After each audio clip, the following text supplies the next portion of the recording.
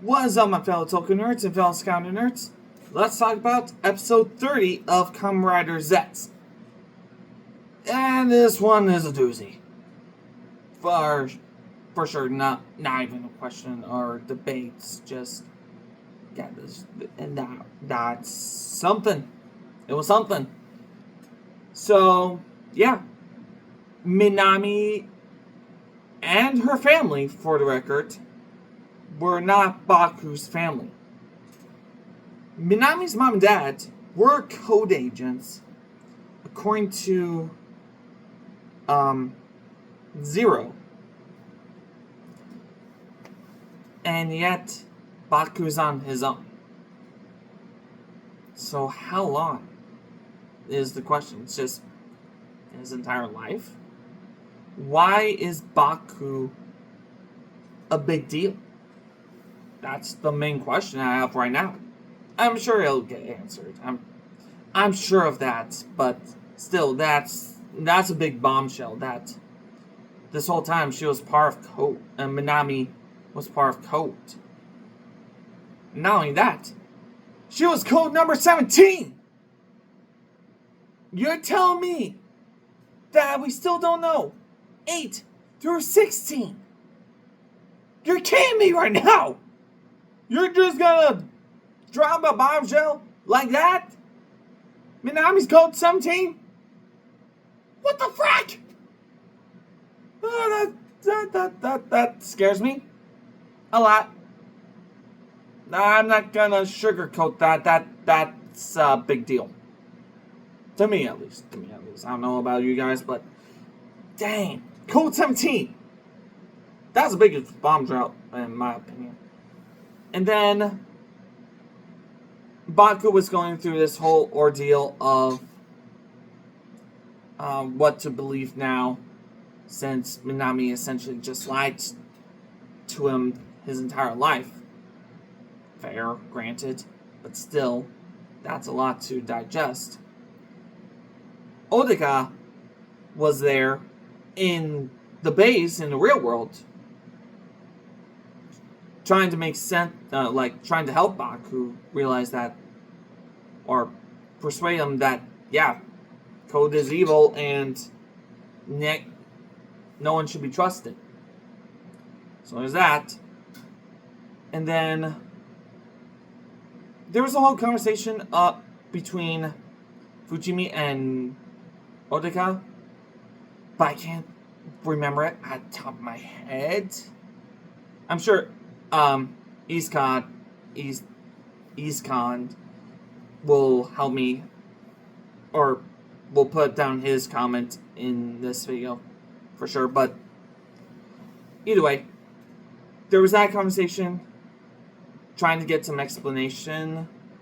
Fujimi was trying to get some explanation about what was going on with Odeka and all that. And then there's a lot that I'm missing. I only saw the episode once, shamefully enough. It's been a busy day. For me. So this might be a little bit shorter than usual, so just keep that in mind.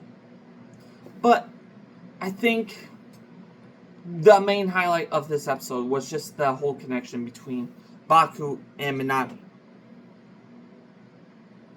And apparently, I think the dream was Minami that Jeeg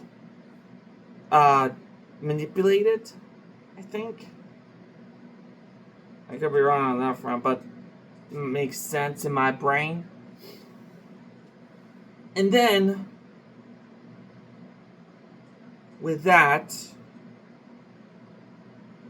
Baku, after learning all this, trying to trying to understand the whole thing, Baku does end up still doing his mission, save the cat. Which in this case is save Minami, I think.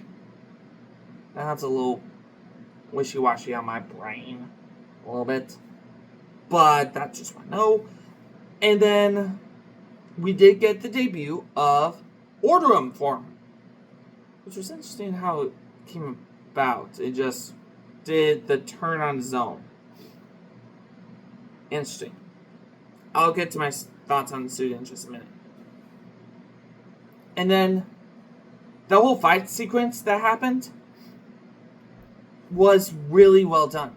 It did give me I think someone, I don't know who mentioned it first, but Orem gives me Geats 9 vibes? Kind of. I'll get my thoughts on about that in just a minute. Whole fight sequence was good. Baku was able to separate the Cat Nightmare and Minami. And then end up at the end of it, Baku still kind of feels like a big brother to Minami. So that dynamic is still intact. But now there's just a layer of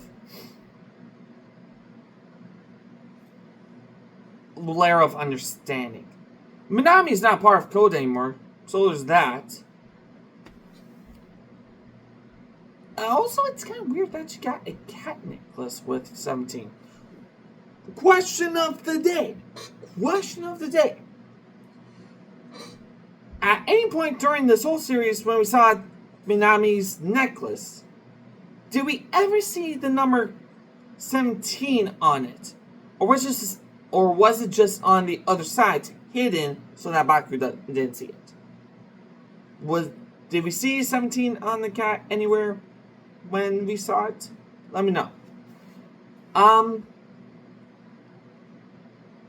With that being said, let's talk about the Orderum form. And I gotta say, it's, like I said before, it gives me Geats 9 vibes. But at the same time, it's kind of it feels,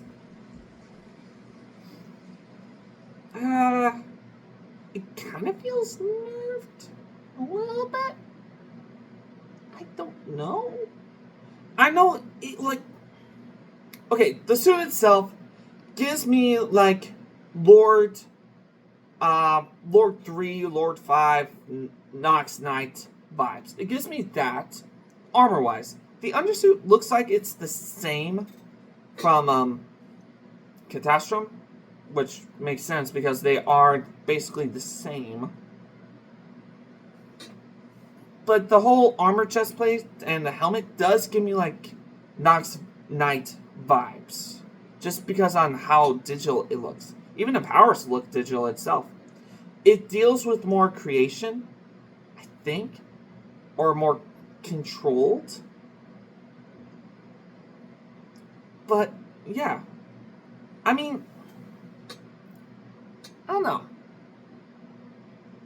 know. I'm curious to know what would happen if the powers of Orderum were in the real world. I don't know if that's going to happen again. I assume it will, but still, I'm not sure. I'm not sure how the powers will affect that, because from what we've seen, the digital aspect does feel like it was from Dream. Will the powers just transfer to the real world just like any other powers? Like Catastrum and all that? Okay, granted, Catastrum in the real world was just a dream from Baku's premonition, but it's still, that's just what I'm thinking. Also, if the powers of Orderum were like this, what is the final form going to be? I know we got leaks of that, and I'm not gonna talk about leaks. Just know they're out there, and I'll let you guys figure that one out yourselves. Me personally, as soon as I see the scans, as soon as it's in the show, I'll talk about it. But until we see the scans, I'm not gonna believe a sketch until the scans. Does that make sense? Yes or no? I hope it does. So overall, I think this was a really good episode. It definitely tugged on the heartstrings between Baku and Minami, for sure. And then the debut of Order was phenomenal, honestly. And that's really all I got to say about this episode. Make sure to check out EastCon's comment when you guys get a chance, or when he gets a chance to post it.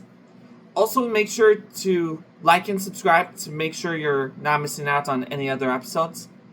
Also, just a quick reminder, the vote for whichever series is least will be canceled. The vote is still going until the end of April. So, just want to make sure you guys are aware of that. And then, anything else should I mention? I do have a new logo.